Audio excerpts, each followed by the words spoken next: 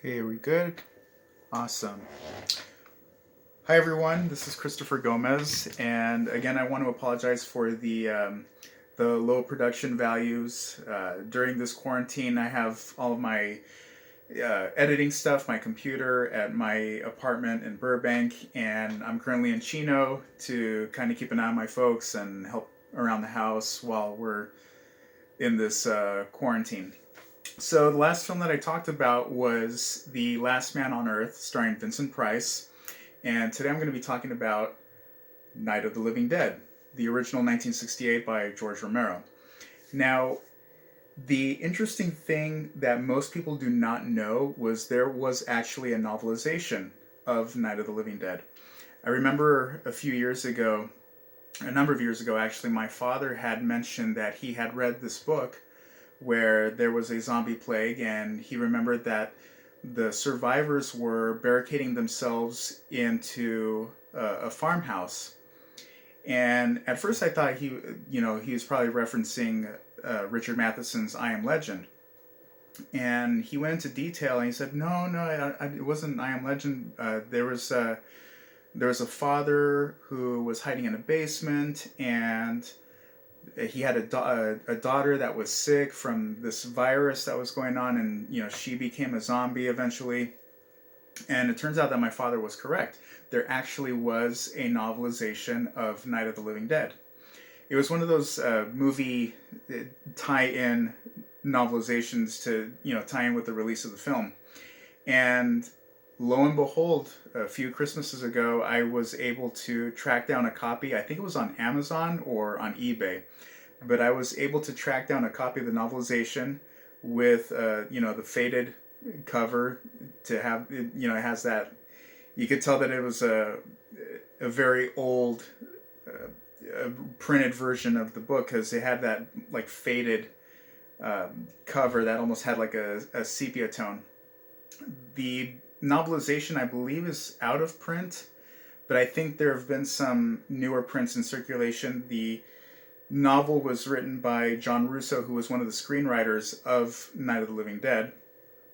And thankfully, even though the novelization is out of print, thankfully you can track it down on Amazon's Kindle, whatever app, whatever you do to to read stuff on Kindle. So, the other thing that I want to talk about that most people seem to overlook and that they don't really realize is that George Romero was the first filmmaker who created the idea of people coming back to life that ate their victims. Because prior to Night of the Living Dead, zombies did not eat the flesh of humans. It was always if you watch older films from the 30s and 40s, like I Walked with a Zombie or White Zombie, they always tend to go more towards the voodoo Haitian folklore of bringing someone back from the dead. And, it's all very technical. If you watch Night of the Living Dead, they never refer to them as zombies. They always refer to them as ghouls or the dead returning to life. So, got that out of the way. The reason I chose this movie to be the next one is because I think it would make a great double feature with Last Man on Earth. Both movies are made in the 60s. Both kind of take the basic premise of the previous film. Even George Romero has admitted to saying that he was inspired by Richard Matheson's novel I Am Legend, and just kind of repurposed it. And okay, well, he already did vampires. We'll make them zombies. What else is something that is undead? So he just kind of took inspiration from Richard Matheson's novel and repurposed it into his own. Yeah, like I said, both movies were made in the 60s. They're both shot in black and white. Although you can track down editions of the movie that have been colorized, and I'll get into that a little bit later. But the other neat thing about Night of the Living Dead is that it really is a time capsule to what America was going through. This was shot, at the height of the Vietnam War. There was all sorts of civil rights tensions going on in the country. There's, the film is kind of peppered with all of that social commentary, and unintentionally, the lead actor in Night of the Living Dead is an African American, and late 60s, that was just slowly becoming a thing where, black men and women were becoming leads in films. And when asked if Romero did this on purpose to be topical, he said no. He was one of the better actors. We, originally written that part for him to be. I think he was a trucker or like some sort of other occupation. But when he came in and read for that part, we just kind of again repurposed it, and he was the best actor, for that role, and it shows. The actor that plays, gosh, I'm gonna get wrapped in the mouth for this. I believe it's Ben. Sorry, I just had a glass of wine with my family after eating dinner, so like things are a little fuzzy. But he's the lead actor. That character has a very commanding, and it's all due to the actor's talents. He has a very commanding presence. He's a very proactive character. And the great thing about Night of the Living Dead is that the majority of the action is confined within a farmhouse, and the wonderful thing is that you're locked in this house with all these strangers from different walks of life. They have nothing in common. The only thing that they have in common is their fear and their willingness to survive. And for a low budget movie that doesn't have a lot of resources, you kind of have to really play up the strengths of your storytelling. And it's a wonderful thing to see all those dynamics of different people kind of coming trying to find a common ground in their situation. Another thing that gets overlooked about Night of the Living Dead is its cinematography, and a lot of people don't really talk about this. But when I was watching it recently, the thing that I noticed was that a lot of the film uses what natural lighting they could, or whatever light source there was available, whether it be like a porch light or the headlights of a car. And I knew that the film was shot on a shoestring budget, but rewatching it again over all these years, it struck me now how they really played up the strengths. It forced them to be more creative with their choices of camera angles. There's a lot of really tight close-ups of characters in very tense situations, almost reminiscent of some really good Twilight Zone episodes. Something about being in black and white also helps the starkness of it, and I love sci-fi horror, fantasy stories where they can take something topical, they integrate something having to do with social commentary, but they don't beat you over the head about it. And that's why I like things like the original Godzilla, or the so many Twilight Zone episodes, and including this one too. I'm sorry, I'm looking at my list here, and yeah, and speaking of that social commentary too, being that this and Last Man on Earth came about in the 60s, it was around the 60s that you kind of started to see this shift in horror stories taking place in a much more realistic setting. And one of the films that was responsible for that was movies like Alfred Hitchcock's Psycho, where in the 50s it was giant monsters, or you know, gothic horror characters in castles in Europe. And then once you get to Psycho, it was kind of like this gradual transition into telling these stories in a much more realistic and contemporary setting. And that also kind of helps with the verisimilitude of the film.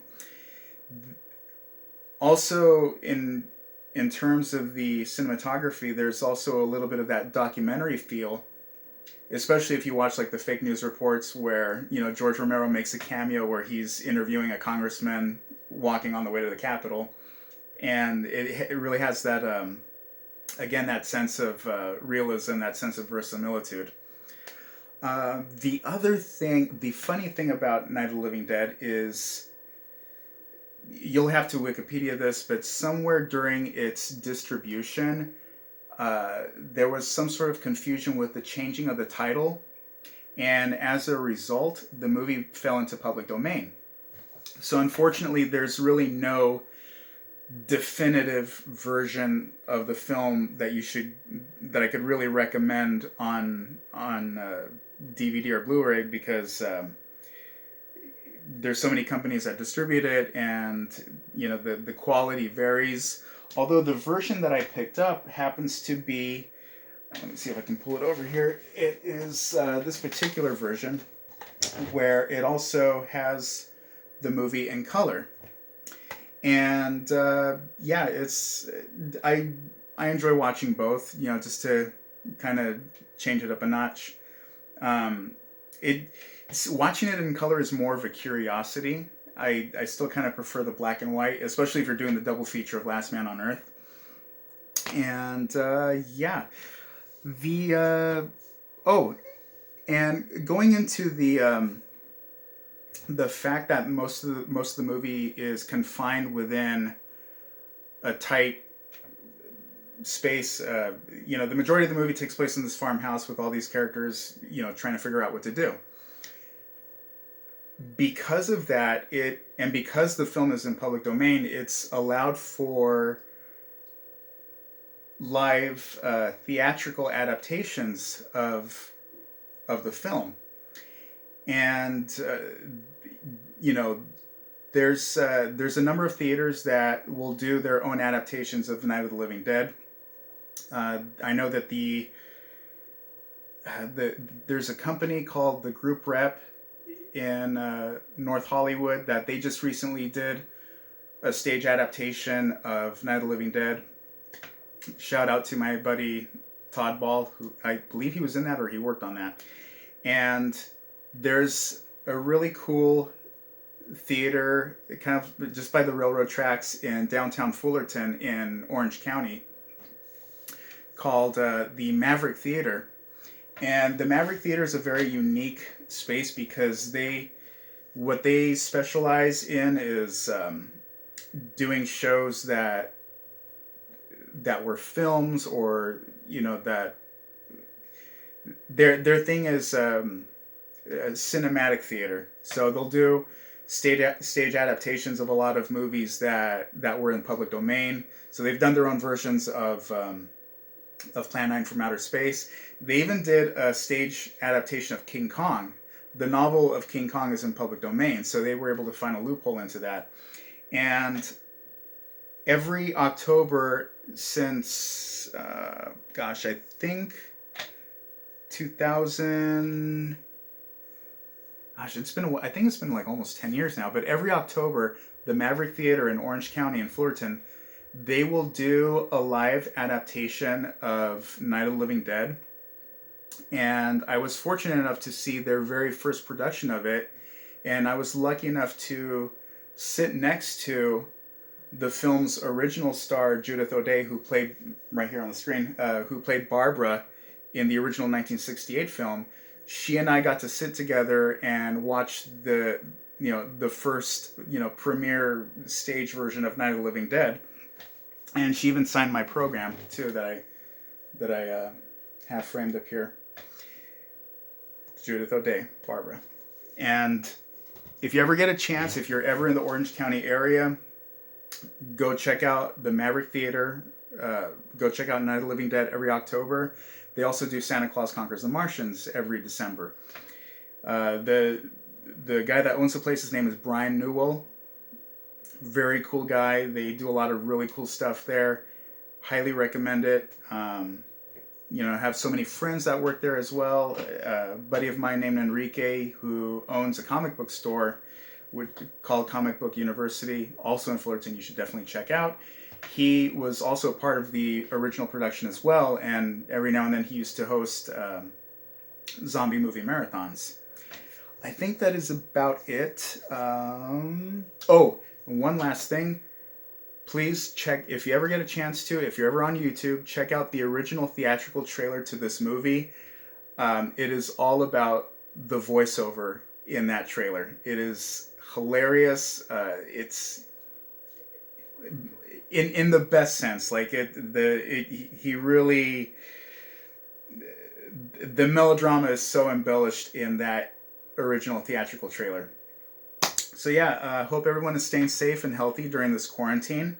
And yeah, again, it's a quarantine-themed movie. People barricaded in a house from a virus that brings people back from the dead.